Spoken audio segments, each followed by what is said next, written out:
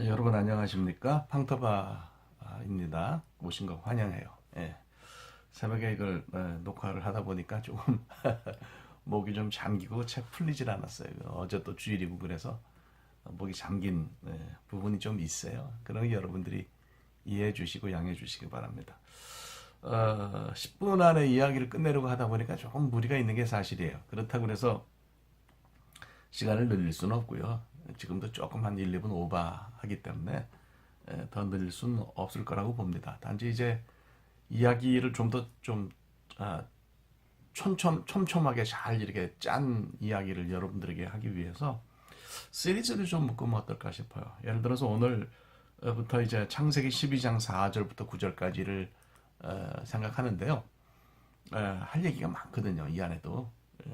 그래서 뭐 대충 듬성듬성 주마간산식으로 지나갈 수는 없어요. 그래서 이걸 좀 시리즈로 묶으면 4절부터 9절까지를 이번 주 방송 분량이 3번이니까 거기에 넣어서 방터바 23-1, 23-2, 23-3 해서 3번에 나눠서 전하면 여러분들도 조금 이걸 나눠서 들으시고 또 합쳐서 들으시고 이렇게 하는데 도움이 될 것 같습니다. 그래서 그렇게 하려고 생각해요. 여러분들의 좋은 의견을 기대합니다.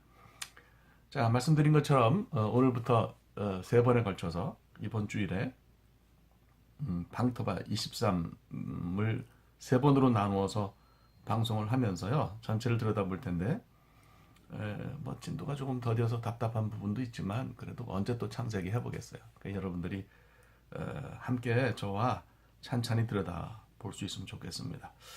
4절부터 9절까지 해서 제일 두드러지는 그런 컨셉이 하나 있다면 그거는 이제 믿음이죠. 믿음. 아브라함이 하란을 떠나서 하란으로부터 가나안에 가게 된 이유가 뭐냐? 믿음이에요. 믿음이라고 볼 수가 있어요. 그래서 이 믿음을 좀 전반적으로 다뤄보려고 생각합니다. 믿음은 히브리 말로 에무나라고 그래요. 근데 이게 이제 아만이라는 동사에서 왔어요. 믿는다 그런 거죠. 우리가 기도하면서 맨 마지막에 예수 그리스도의 이름으로 기도합니다. 아멘 하잖아요. 그래서 그 아멘과 같은 의미를 가진 그런 아만 동사 다 이렇게 연결되는 동사인데요. 그 동사에서 파생된 명사가 에무나라는 믿음이란 단어입니다. 나중에 이제 창세기 22장 다룰 때 좀 자세하게 여러분에게 설명하려고 하는데요. 미리 좀 알아둬야 될 거는 에무나라는 단어는 믿음으로도 번역이 되지만 사실 구약 성경 안에 충성이라는 말로 아주 많이 번역이 되는 그런 단어입니다. 왜 그러냐? 믿음이 관념적인 게 아니고 머리나 생각에 머무는 게 아니고 행동과 관계가 있기 때문에 그렇습니다. 충성이라 그러면 그것이 행동으로 드러날 때 의미가 있잖아요. 믿음도 그렇다.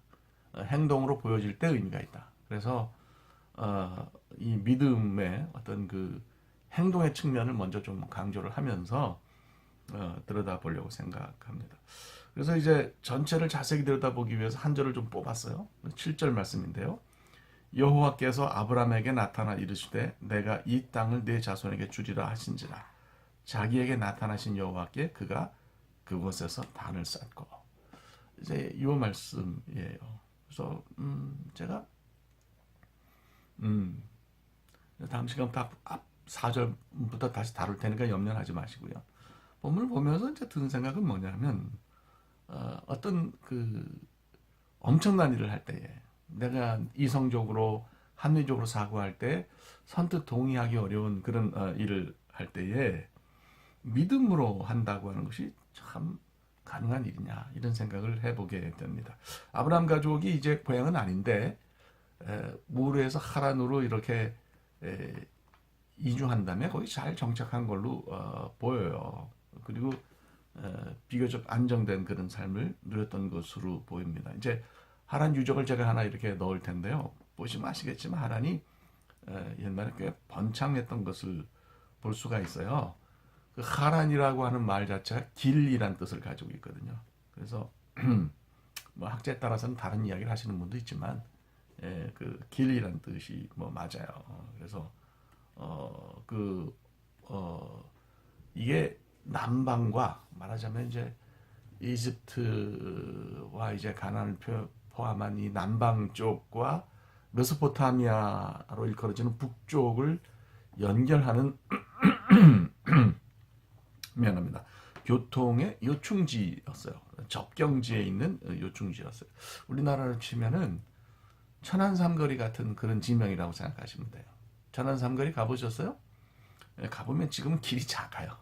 천안삼거리가 여기가 정말 천안삼 그 유명한 천안삼거리란 말이냐 이런 생각이 들 정도로 길이 작은데 그건 오늘날 우리의 관점으로 봐서 그렇고 옛날엔 거기가 정말 교통의 요충지였다. 이게 이제 역사적인 historical fact거든요. 하란도 그렇습니다. 뭐 지금이야 뭐 폐허만 남아있지만 굉장히 중요한 곳이었다 이렇게 생각할 수 있어요. 하란이 고대 굉장히 번성했다는 건 지금 거기 이제 그 파보면 알아요. 거기 출토물들이 굉장히 많은데 제가 그 목걸이처럼 생긴 그런 출토물 사진을 하나 올릴게요. 이거 하나만 봐도 이게 그 귀금속을 세공하는 기술이 굉장히 뛰어났다 하는 것을 우리가 여기서 볼 수가 있거든요. 참 대단한 일이에요. 그런 곳에서 살았어요. 그러니까 잘 살았다는 거죠. 카란에서 별 문제 없이 잘 사는데 그렇게 잘 사는 아브라함에게 하나님이 나타나셔가지고 너 가나안으로 가라 그러셨단 말이에요. 그것도 다짜고짜 그렇게 하시고 명령하셨어요. 그러면서 그냥 일방적인 언약을 맺으신 거죠. 네가 내 말을 듣고 가나안으로 간다고 하면 나중에 땅을 뭐 사실 가나안으로 간다 그런 말도 없었죠. 말씀드린 것처럼 그냥 떠난다면 내가 네게 지시할 곳으로 네가 가는 믿음을 보인다면 땅을 아브라함과 후손들에게 주시겠다 그러셨어요.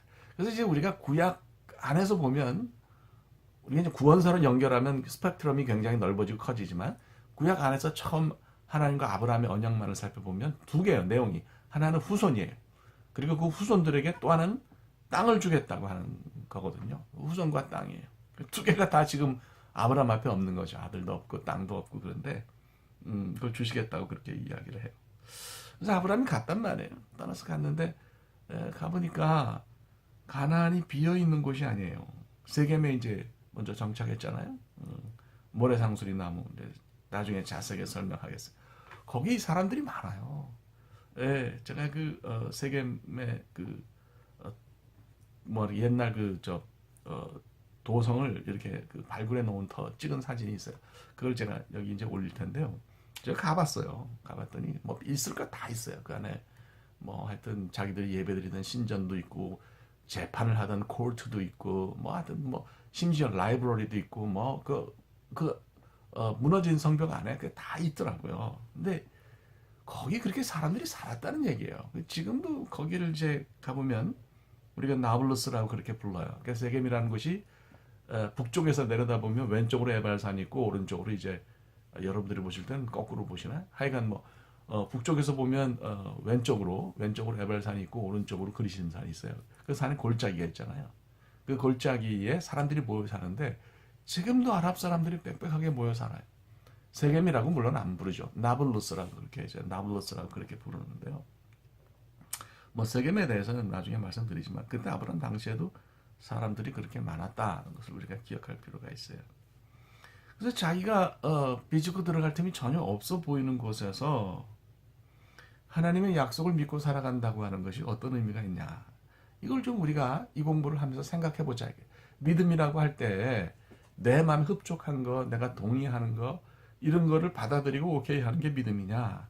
아니면 말도 안 되는 상황에서 하나님이 주신다는 땅에 가보니까 이미 다른 사람들이 살고 있는데 여기에 하나님이 고의를 세우게 하겠다 말이지. 후손들로 하여금 그런 이야기를 하셨다는 거예요.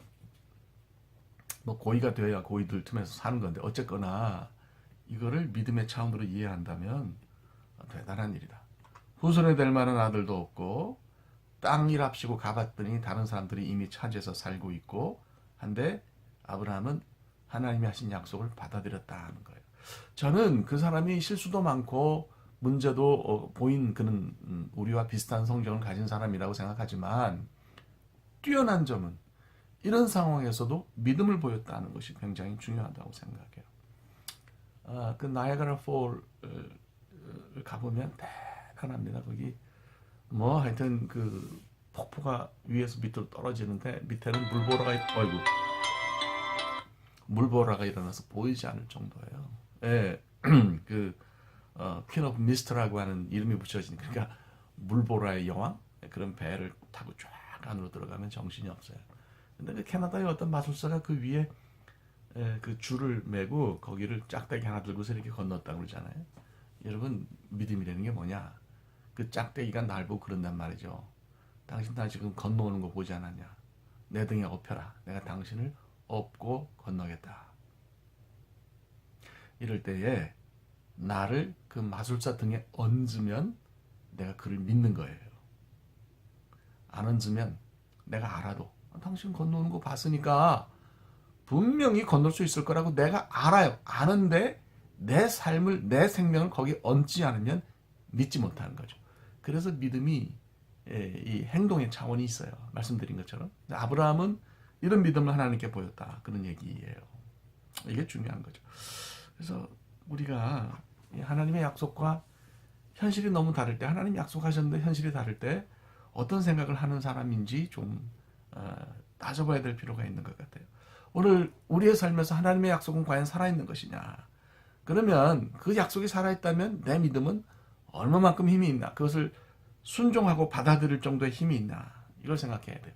아브라함의 삶이 완벽한 것이 아니었지만 하나님이 그를 칭찬하시고 사랑하신 이유는 그의 믿음 때문이었다.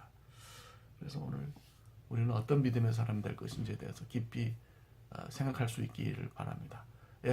12장 4절부터 9절까지 서론이었고요. 다음 시간부터 조금 더 자세하게 여러분을 자세하게 설명을 하면서 여러분을 만나 뵙도록 하겠습니다. 감사합니다.